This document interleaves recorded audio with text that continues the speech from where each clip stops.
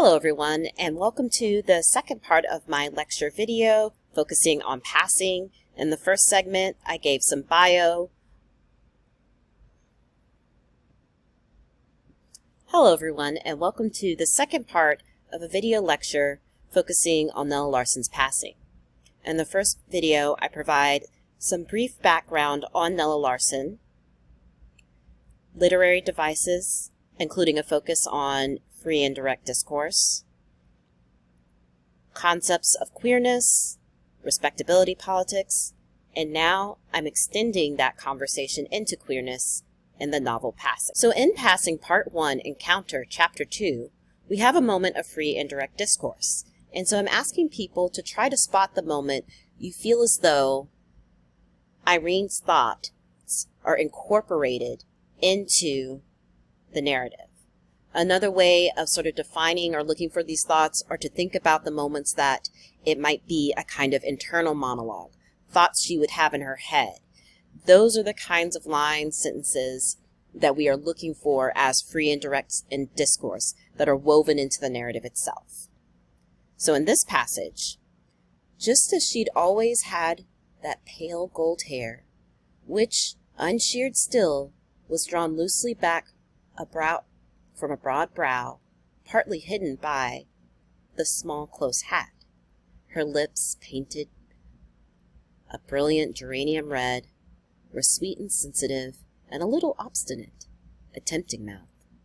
The face across the forehead and cheeks was a trifle too wide, but the ivory skin had a peculiar soft luster, and the eyes were magnificent, dark, sometimes absolutely black, always luminous, and set in long black lashes.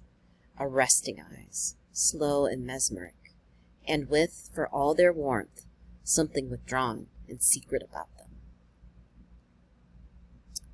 Can we find a moment in here that we might interpret and analyze as free and direct discourse?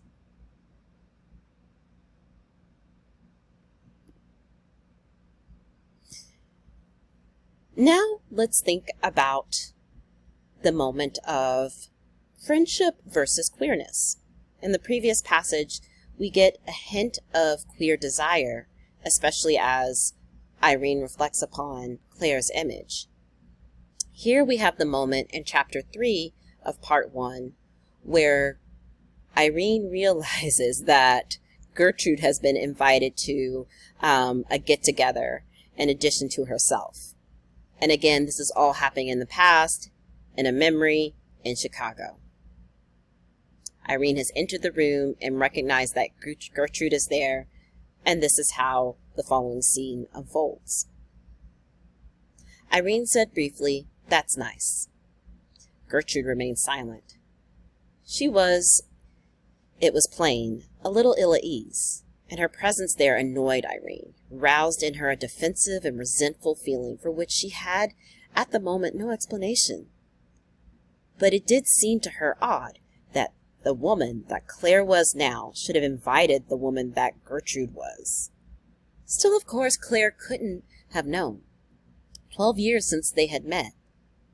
Later, when she examined her feeling of annoyance, Irene admitted, a shade reluctantly, that it arose from a feeling of being outnumbered, a sense of aloneness, and her adherence to her own class and kind, but not merely in the great thing of marriage, but in the whole pattern of her life as well. To answer this question, why does Irene resent Gertrude at first, we want to think about how all three women can be seen as white. They all have the capacity to pass for white, but they all have slightly different circumstances, with Claire perhaps being at the extreme, having passed in her entire life and within her marriage for white. So as you read back through this passage, I want you to consider, and this is one of the comment reply prompts, why does Irene resent Gertrude?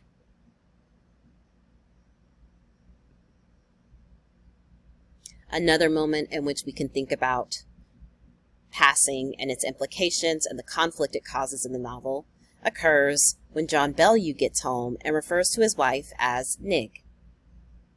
For the purposes of our class, I will be saying this word to stay true to the text. At the same time, I recognize if others choose not to use that language in their verbal or written responses in class or online.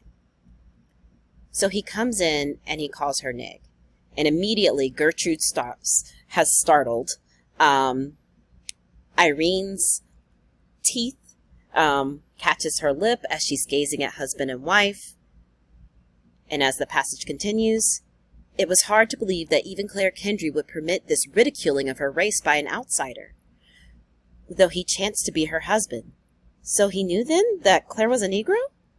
From her talk the other day, Irene had understood that he didn't.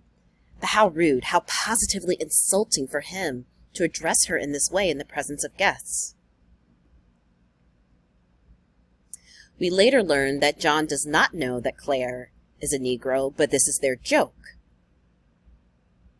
I want you to consider in this scene how the humor unfolds, how the joke is first between husband and wife, and then it seems to be a joke being played on John, and then we have Irene's laughter that pushes the entire situation to a breaking point that does not quite break. Irene, who had been sitting with her lips tightly compressed, cried out, "That's good," and gave way to gales of laughter. She laughed and laughed and laughed. Tears ran down her cheeks, her sides ached, her throat hurt. She laughed on and on and on, long after the others had subsided, until catching sight of Claire's face, the need for more quiet enjoyment of this priceless joke and for caution struck her. She stopped at once. Consider how Larson is describing this laughter. What does repetition do? How does that repetition help us understand Claire's laughter or the meaning it may express?